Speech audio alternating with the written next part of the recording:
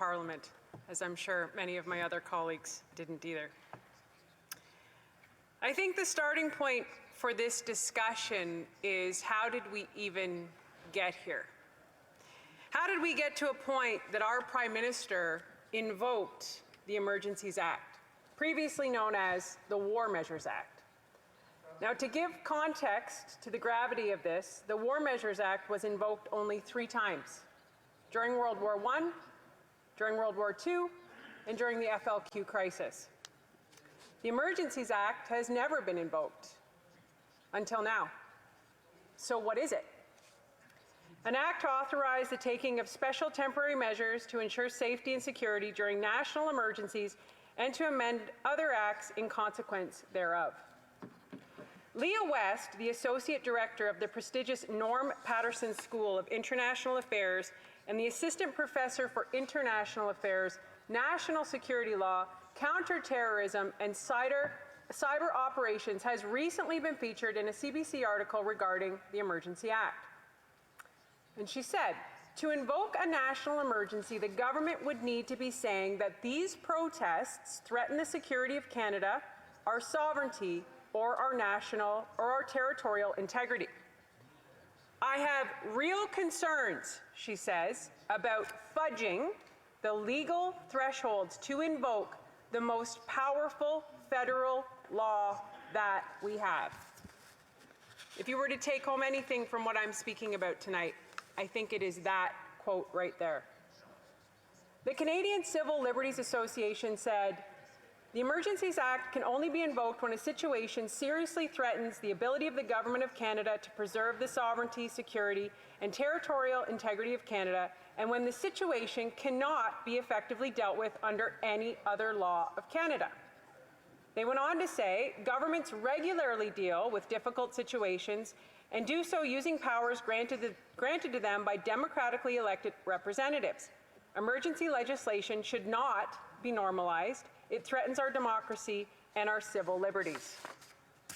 So, back to my original question. How did we get to this point? Let's go back 21 days and ask, how did we get to a point that so many Canadians got so angry that they mobilized across the country, drove thousands of miles, spent thousands of dollars just to be heard? Protesting takes different levels of commitment. You can sign a petition, you can join a social media group, or you can mobilize. Mobilizing takes another level of commitment. So what has happened to make people so frustrated that they have mobilized across this country? The other day, I was walking to my office in Confederation Building, and for those who know Ottawa, it was a very cold Ottawa day, about -25. It was freezing.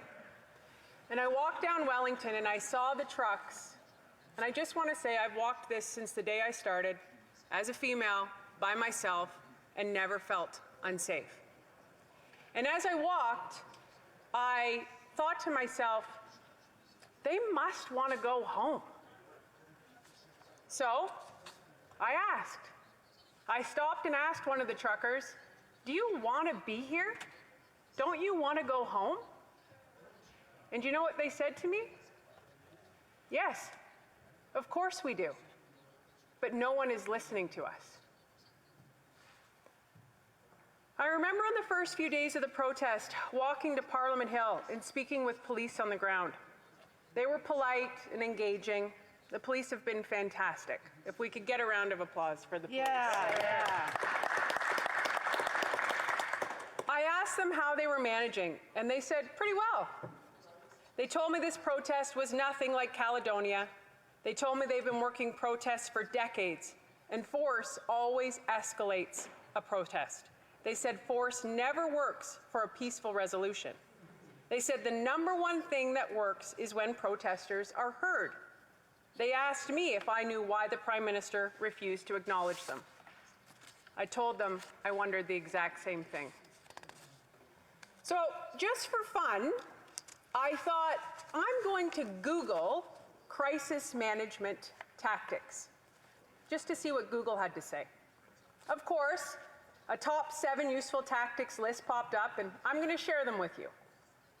Number 1, tell the truth. Number 2, own it and speak from the heart. Number 3, have a plan. Number 4, provide a respectful response. Number 5, use the moment as a learning tool. Number 6, say the same thing to everyone. Number 7, take all stakeholders into account. Now, the Prime Minister has a lot more tools at his disposal than Google, and yet he still jumped to invoking the Emergencies Act before using the simplest of tools. I don't know that any of those 7 tactics have been used by the Prime Minister. Last Thursday, February 10th, the Conservative Party put forth a motion in the House asking for a plan. Communication, transparency. And the Liberal government, who's been overspeaking my entire speech and has no respect clearly for the House, voted no. Canadians want and deserve clear and transparent communication. If you don't want to listen to me, leave. On Monday, during a press conference, the Prime Minister said, and I quote, "Some people will say that we moved too quickly. Other people will say no. We should have acted weeks ago. The reality is this: the Emergencies Act is not something to take lightly. It's not the first thing you turn to, nor the second, nor the third. So I ask the Prime Minister to please tell Canadians what the first, second, and third actions were that he took before invoking the Emergencies Act. I, along with the rest of Canada, is still waiting for an answer. The relationships that have been destroyed in the country may never be rebuilt. The division, segregation, and stigmatization has deeply and negatively impacted Canadians. There has been countless opportunities for the leader of the country to unite Canadians, but instead of bringing us together, our Prime Minister says things like this, quote, "They are extremists who don't believe in science, they're often misogynists, also often racist," said Trudeau. "It's a small group that muscles in, and we have to make a choice in terms of leaders, in terms of the country. Do we tolerate these people?" Those are the Prime Minister's words. This is a far cry from the Prime Minister we can quote from 2015 when he won, and he said, and I quote, "A positive, optimistic, hopeful vision of public life isn't a naive dream. It can be a powerful force for change. And if Canadians are to trust their government needs to trust Canadians."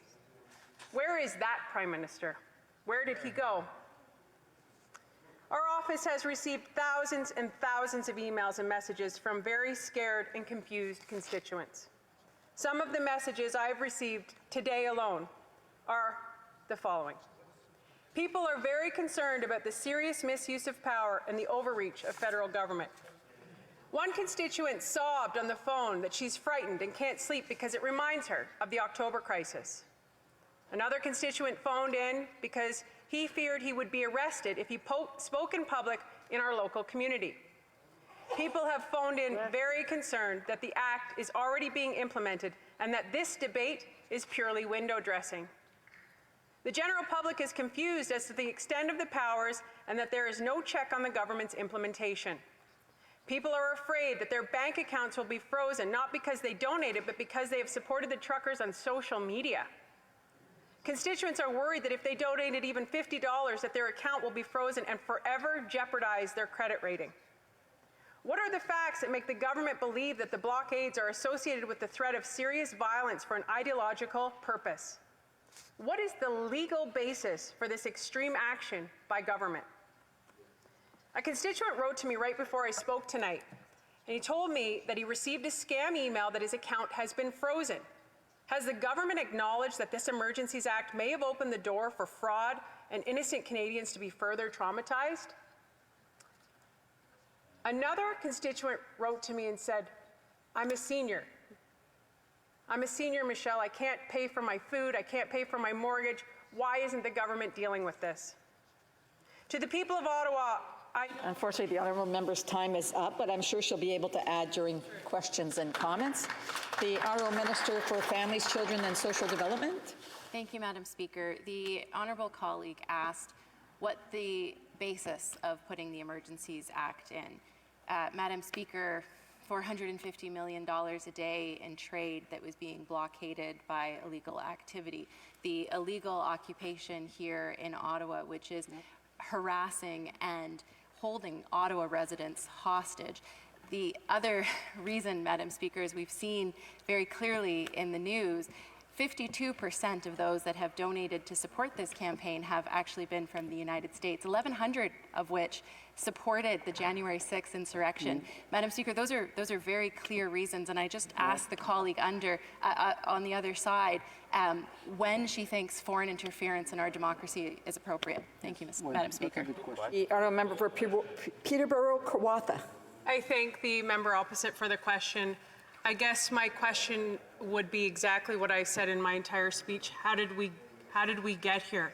What are the first, second, and third actions that were taken before invoking the Emergencies Act? Questions and comments? Questions et commentaires. L'honorable député de Beauport-Limoilou. The member for Beauport-Limoilou. Thank you, Madam Speaker. As you know, Madam Speaker, I have a curious mind. I like answers, and I looked at the criminal code. It's long. But at one point, in one area, the criminal code refers to illegal actions which, in fact, have been unfolding here in Ottawa, and yet nothing has been done. So on behalf of the residents, I'd like to know what measures my colleague thinks should have been put in place before today. Thank you so much to the member for the question. I think it's back to a lot of what I was saying in this speech and speaking with the police and speaking with different police chiefs about meeting with these protesters. You know, they were obviously able to clear the blockades that were at the border crossings by negotiation and talking and listening. So I think that's the big piece that's missed. I don't think we needed to go to the strongest parliamentary action to get to this point. Comments? The honourable member for Port Moody Coquitlam. Thank you, Madam Speaker, and thank you to the honourable member for talking about how they had received messages. I wanted to say that this morning I'm in my riding right now, and I was able to be on the phone all morning. I was actually answering the phones that was coming into my office, and I heard many stories and listened to many people today that are afraid. Folks that have been duped by lack of information and by misunderstanding of exactly what's happening, not just here in Ottawa, but right across Canada. So I guess my question for the member is, how does my colleague think that these miscommunications can be cleared up for the majority of Canadians? The honourable member for Peterborough-Kawartha. That's a great question. I formerly worked in media, and it has been unbelievable to see the silos of information that people are getting. And I actually think it is one of the biggest contributing factors to the division that we are seeing in this country. And there is a really big discussion that needs to happen about media and the information that is being released to the public. For a brief question, the honourable member for Saanich Gulf Islands. Thank you, Madam Speaker. And I think the honourable member put her finger on something very important, which is what described as silos of information. There seem to be echo chambers of information. I have constituents who've written me pleading that it's a terrible lie that convoy protesters went into Shepherds of Good Hope and accosted staff, demanded to be fed, assaulted a security guard, and assaulted a homeless person. They firmly believe that this is a lie. But this is supported by my church when I'm in Ottawa, St. Bartholomew's. I have a lot of friends at Shepherds of Good Hope. This was witnessed, this happened, and yet the spinning around this from the convoy supporters is extraordinary. Will the honourable member confirm that she accepts that some convoy protesters have committed assault in this community and terrorized community members? The honourable member Peterborough-Kawartha. I thank the honourable member opposite for the question. I think this whole discussion is part of what I'm trying to say. How did we get to a point where each person thinks they are so right and they are so divided? And it comes back to the leadership at the very top. When you have a leader telling Canadians that some of the people in this country are bad people, you divide people. And that is the biggest problem we have in this country. We are no longer united, we are divided.